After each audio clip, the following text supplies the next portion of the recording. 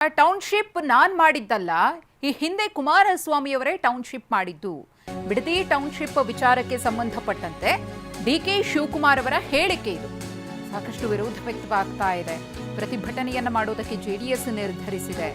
ಹಾಗಾಗಿ ಡಿಕೆ ಶಿವಕುಮಾರ್ ಅವರು ಆ ಕುರಿತು ಈಗ ಮಾತನಾಡಿದ್ದಾರೆ. ಟೌನ್ಶಿಪ್ ನಾ ಮಾಡಿದ್ದಲ್ಲ, ಈ ಹಿಂದೆ ಟೌನ್ಶಿಪ್ ಅನ್ನ ಮಾಡಿದ್ದೇ ಕುಮಾರಸ್ವಾಮಿಯವರು. ಜೆಡಿಎಸ್ ಪಾದಯಾತ್ರೆಗೆ ಸದ್ಯಕ್ಕೆ ನಾನು ಉತ್ತರ ಕೊಡಲ್ಲ ಎಂದಿದ್ದಾರೆ. ಮಹಾರಾಷ್ಟ್ರದಲ್ಲೂ 80,000 ಎಕರೆ ಭೂಸ್ವಾಧೀನ ಆಗಿದೆ. ತೆಲಂಗಾಣದಲ್ಲಿ 40,000 ಎಕರೆಯಲ್ಲಿ ಟೌನ್ಶಿಪ್ ಇದೆ. ಬಿಜೆಪಿ ಸರ್ಕಾರದಲ್ಲಿ 1,000 ಎಕರೆ ಕೆಡಿಬಿಐಗೆ ಕೊಟ್ಟರು.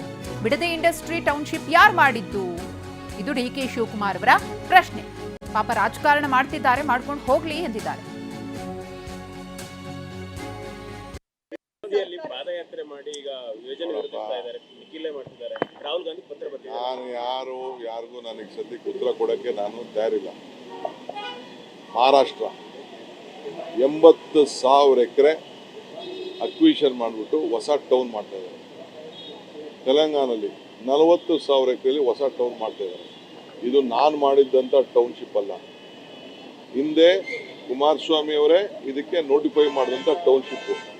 ಹಿಂದೆ ಬಿಜೆಪಿ ಗೌರ್ಮೆಂಟಲ್ಲಿ 1,000 ಎಕರೆನ ಈಗ ಅಕ್ವಿಷನ್ ಮಾಡಿ ತಿರ್ಗಾ KDB ಅವ್ರು ಕೊಟ್ರಲ್ಲ. ಬಿಡದಿ ಟೌನ್ಶಿಪ್ ಯಾರು ಮಾಡಿದ್ದು? ಬಿಡದಿ ಇಂಡಸ್ಟ್ರಿಯಲ್ ಟೌನ್ ಯಾರು ಮಾಡಿದ್ದು? ಆರೋಳಿ ಇಂಡಸ್ಟ್ರಿಯಲ್ ಟೌನ್ ಯಾರು ಮಾಡಿದ್ದು? ಆ ಜಮೀನು ರೈತರು ಹೋಗ್ಲಿಲ್ವಾ? ಈಗ ರೈತರೆಲ್ಲ ಒಪ್ಕೊಂಡಿದ್ದಾರೆ. ಪಾಪ ರಾಜಕಾರಣ ಮಾಡಬೇಕು ಅಂತಿದ್ದಾರೆ, ರಾಜಕಾರಣ ಮಾಡಲಿ. ಬಿಡದಿಯಲ್ಲಿ ಪಾದಯಾತ್ರೆ ಮಾಡಿ ಈಗ ಯೋಜನೆ ಮಾಡ್ತಿದ್ದಾರೆ. ರಾಹುಲ್ ಗಾಂಧಿ ಪತ್ರ ಬರ್ತಿದ್ದಾರೆ. ನಾನು ಯಾರಿಗೂ ನನಗೆ ಸದ್ಯ